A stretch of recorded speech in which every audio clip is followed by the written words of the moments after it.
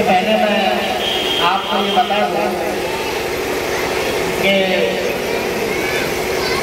आज जो लोग ये मानते हैं कि हिंदुस्तान हमें ऐसे ही मिल गया, बल्कि उनकी ये सोच गलत है। कुछ तो हमारे शहीदों के नाम और आवाज़ से गायब कर दिए गए। जैसे कि मैं एक नाम हूँ तो इसमें कोई बुरी बात ना होगी, जिनका नाम मौलाना अहमदुल्लाह शाह है। जब 1600 में ये ईस्ट इंडिया कंपनी इस हिंदुस्तान में काम कर रही थी और नाफिज हुई, उसके बाद हिंदुस्तानियों पर धीरे धीरे जुल्म ढाना अंग्रेजों ने शुरू किया। और ऐसे जुल्म नहीं, बल्कि हिंदुस्तान के गयूर बेटों जरा सुनो, ये अंग्रेज अपनी बीवियों को लेकर के नहीं आते थे, बल्कि हिंदुस्तान की माँ बेटियों को पकड़ करके और उनके साथ बलात्कार किया करते थे, ज़िना किया करते थे। जो हमारे हिंदुस्तान के राजा थे, इनकी ताकतों को खत्म कर दिया गया। हिंदुस्तान के जो बादशाह थे, इनके नामों को शान को खत्म कर दिया गया था। धीरे धीरे अंग्रेजों ने अपनी फौज को तैयार किया।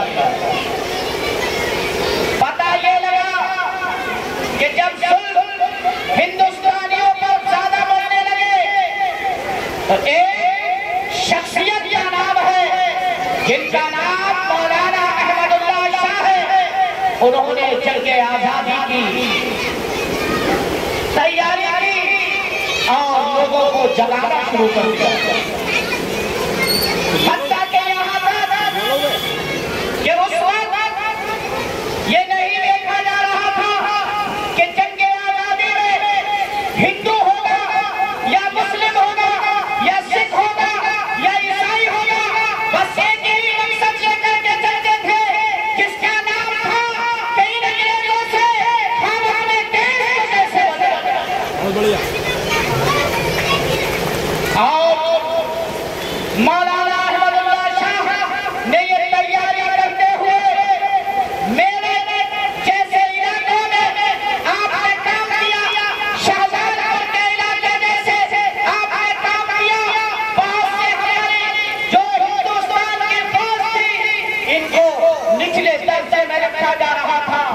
अजीजों, हिंदुस्तान के गयूर बेटों, जरा गौर तो करो, उस वक्त जिस वक्त ये हिंदुस्तान पर ये जुल्म उठाया जा रहा था, तो उन फौजियों को कुछ नहीं बल्कि उनके घर को बर्बाद करने के लिए और बर्बाद करने के लिए गाय और सूअर का लगा हुआ घास-फूस किया जा रहा था। अजीजों, हिंदुस्तान की आजादी में हिस्सा एक का नहीं बल्कि सबका है। और मैं आपको बताना चाहता हूँ कि जिस वक्त हमारी फौज ने बुगल बजाया, जब हमारी फौज ने उल्टे कदम गिनना शुरू किए अंग्रेजों के खिलाफ, तो पता लग रहा था कि फौज को फांसी पे चढ़ाया जा रहा था, फौजों को कैद में 5 साल की सजा सुनाई जा रही थी।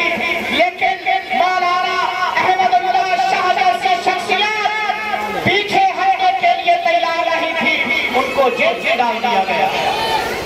और मैं आपको मुख्तसर सी बात बताऊं, शाहजहांपुर के अंदर जब ये हार थोड़ी सी हुई तो मौलाना अहमदुल्लाह शाह ने शाहजहांपुर को छोड़ा और एक कोया इलाका है, यहाँ पर एक राजा रहा करता था, उसका एक भाई था।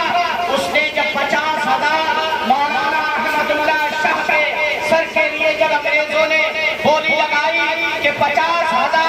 हम तुम्हें देंगे। कोई अगर मौलाना अहमदुल्लाह शाह का सर लेकर के आएगा, उस राजा के भाई ने पता ये लग रहा था। एक दिन जब मदद मांगने के लिए मौलाना अहमदुल्लाह शाह पहुंचे तो पता लगा कि उसके भाई ने आपके सर को कलम कर दिया। किसके लिए?